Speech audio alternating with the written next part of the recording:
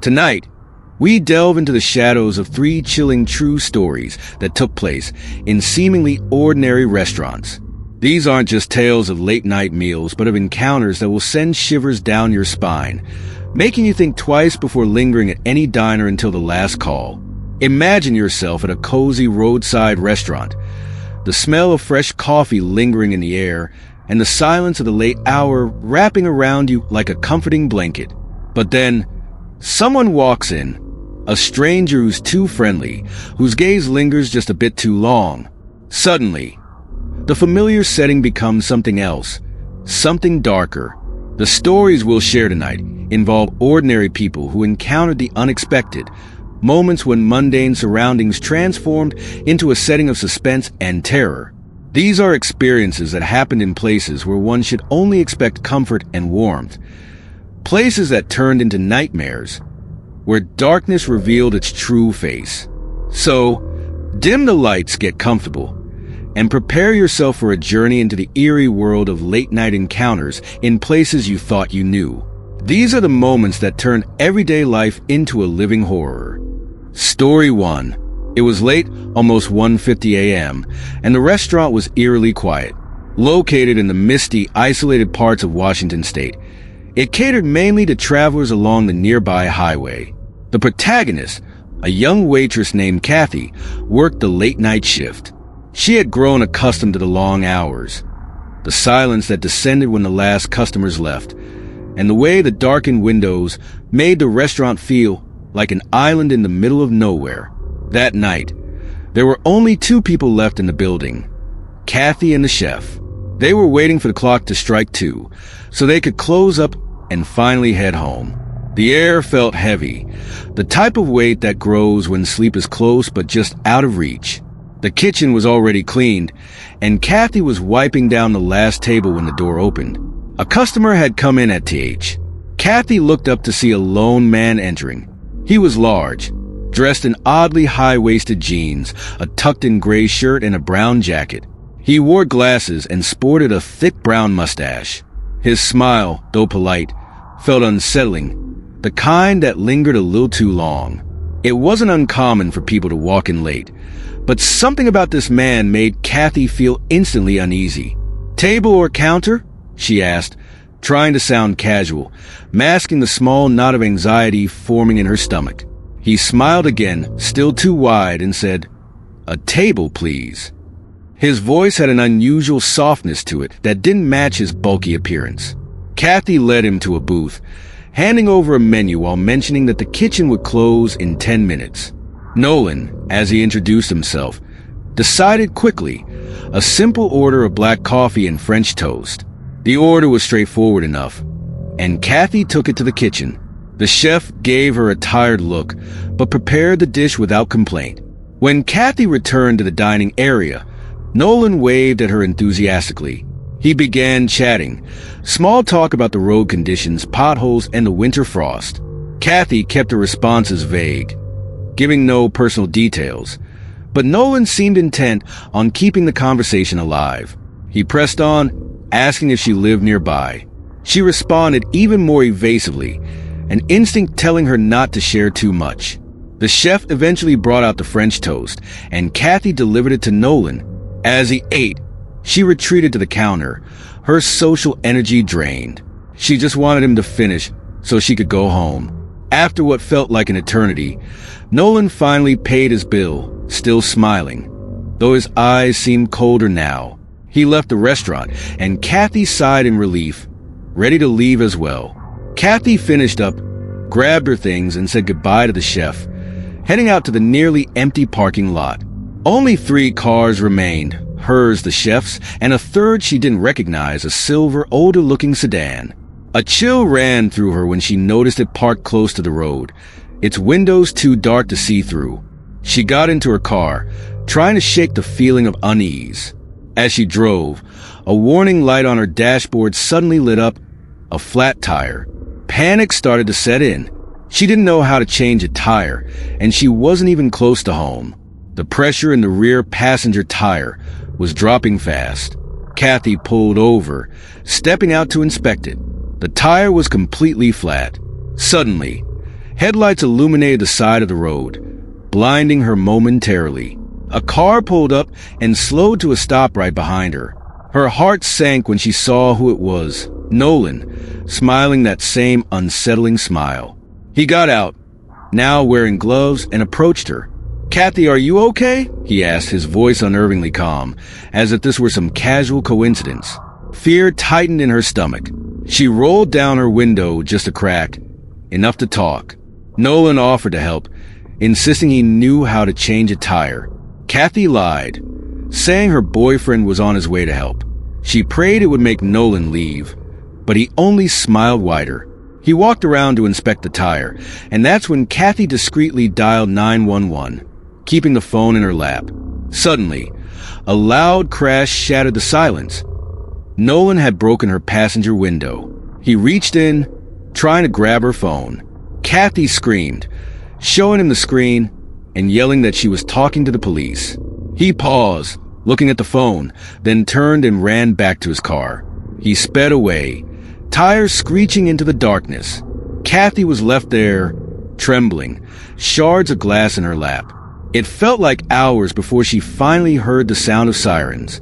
When the police arrived, she cried out in relief, waving her arms frantically to get their attention. They took her report, and one officer even changed her tire before escorting her home. Though the police promised to investigate, Nolan was never caught.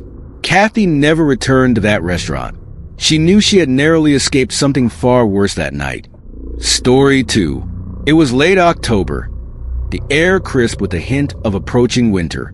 The protagonist, Sarah, worked at an amusement park in upstate New York, a place that was about to close for the season. It was one of the last weekends the park would be open before shutting down until spring, and the crowd was beginning to dwindle. The clock on the wall read 4:55 p.m., just 5 minutes until her shift ended. Sarah was exhausted, longing to leave and get some rest after a long day of entertaining guests. Just as she began to pack her things, a man approached her booth. He was disheveled, with a scruffy beard and unkempt hair. He wore a gray shirt that had seen better days, and a pair of sweatpants riddled with holes. There was something off about the way he looked around, nervously glancing over his shoulder before finally turning his gaze toward her. He stared at her for a moment too long, and Sarah felt a chill that wasn't from the cold weather. "Can I help you?" she asked, forcing a polite tone despite the unease creeping into her mind. The man hesitated, then asked, almost in a whisper, "Where are the bathrooms?" Sarah pointed up the hill to the right, and he shuffled away, his head still turning back occasionally as if someone was following him. Sarah watched him until he disappeared, a sense of dread settling in the pit of her stomach. She tried to shake it off, telling herself that she was just being paranoid. A few minutes later, her co-worker arrived to take over her booth, and Sarah left the park. She practically ran to the locker room, changed out of her work uniform, and hurried out to the employee parking lot, waiting for her friend Jordan to pick her up. Jordan arrived eventually, and they decided to grab some burgers at a local diner before heading home. As they settled into a booth and waited for their food, Sarah noticed something strange. The same man from the park was sitting a few tables away, his eyes fixed on her. Her heart sank. She leaned over to Jordan, whispering her fears, but he shrugged it off, suggesting it was just a coincidence. Trying to calm herself, she nodded, but the unease wouldn't leave her. After dinner, they got back in Jordan's car for the 35-minute drive back to her house. Sarah felt her heart skip a beat when at a red light, she looked over and saw the same man sitting in an old white Honda, staring at her once again. She pointed it out to Jordan, who began to grow concerned. When they reached Sarah's street, they made a couple of extra turns, ensuring that no one was following them before finally dropping her off. Sarah was alone that night. Her parents were out, and her sister was with friends. She tried to shake off the fear as she got ready for bed, but it was useless. Her nerves were on edge. Suddenly, she heard a faint noise at her window. Slowly, she approached it, peeking through the curtain, and there he was. The man from the park stood in her front yard, his eyes locked on her window, a twisted smile on his face. Panic surged through her. Sarah grabbed her phone and called 911, her voice trembling as she explained the situation. She watched him, her heart pounding. But by the time the police arrived, the man was gone. They searched the yard and the surrounding area, but there was no trace of him. Sarah felt a mix of fear and frustration. The police assured her they would patrol the area, but she couldn't shake the feeling that this wasn't over. After that night, Sarah quit her job at the amusement park. She couldn't risk encountering that man again, and the thought of seeing him in the shadows, or worse, watching her from her window, was too much to bear. She moved on, but the image of him standing in her yard, staring at her, would forever haunt her thoughts. Story 3. It was a stormy night, the kind of downpour that made people think twice before leaving their homes. The restaurant was quiet, only a few customers scattered in the booths, most of them intent on finishing quickly and leaving. The protagonist, Emily, worked as a waitress, and she had almost finished her shift when a strange couple walked in. They were an unusual sight. The man was in his late 40s, dressed in a tattered overcoat, and the woman was much younger, perhaps in her early 20s, with a blank look in her eyes. Emily welcomed them with a polite smile, showing them to a booth near the corner. The man seemed overly talkative, while the young woman barely made a sound. As they placed their orders, Emily noticed how the man spoke for both of them, not letting the young woman get a word in. Despite the man's attempts at friendly conversation, there was something unsettling about him. His eyes were too piercing, his smile. As she was taking their order, the man's questions started to become personal. He asked if she lived nearby, if she lived alone. Emily's unease grew, but she tried to remain professional, giving vague responses, not wanting to raise suspicion. The man's gaze lingered on her for longer than she liked, and the young woman just stared at the table, her hands clasped tightly in her lap. When they finally finished their meal, Emily felt an overwhelming sense of relief. She watched as they left, the man's hand firmly gripping the young woman's wrist as they walked out into the pouring rain. The rest of the night passed without incident. Emily clocked out, said goodbye to her co-workers, and drove home through the heavy rain. She lived in the ground floor apartment of an old house converted into 3 separate units. She enjoyed the peace it offered, but tonight, the pounding rain only amplified her unease. She tried to shake it off as she entered her apartment, locking the door behind her. Hours later, Emily was awakened by a loud knock at her front door. She checked her phone. It was 1 a.m. A deep sense of dread settled in her chest. Who could possibly be knocking at this hour? She approached the door cautiously, peeking through the window, and her heart sank. It was the young woman from the restaurant. She was soaked, her gray hoodie clinging to her small frame, her face obscured by the shadows. "Please let me in. I need to use your phone," the woman pleaded, her voice trembling.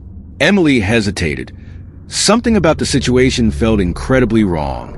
She asked what happened, why she was here, but before she could get an answer, the young woman turned her head, her eyes widening in terror. "He's coming," she whispered, her voice almost drowned by the sound of the rain. Emily's stomach twisted with fear. She looked past the young woman, and there in the darkness she saw him, the man from the restaurant, slowly approaching the house, his eyes locked on her. He walked with a deliberate slowness, as if savoring the fear he knew he was causing. Emily's instincts kicked in. She slammed the door, locking it tight, and rushed to grab her phone. She could hear the young woman pounding on the door, her voice frantic, and then the man joined her, the doorknob rattling violently as he tried to force his way in. Panic surged through her as she dialed 911, her hands shaking so badly she almost dropped the phone. She ran to her bedroom, locking the door behind her, hiding in her closet as she waited for the operator to answer.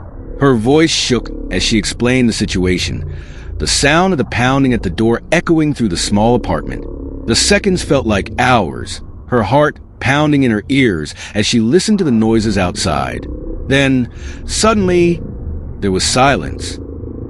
Emily stayed in her hiding spot until she finally heard the distant wail of police sirens.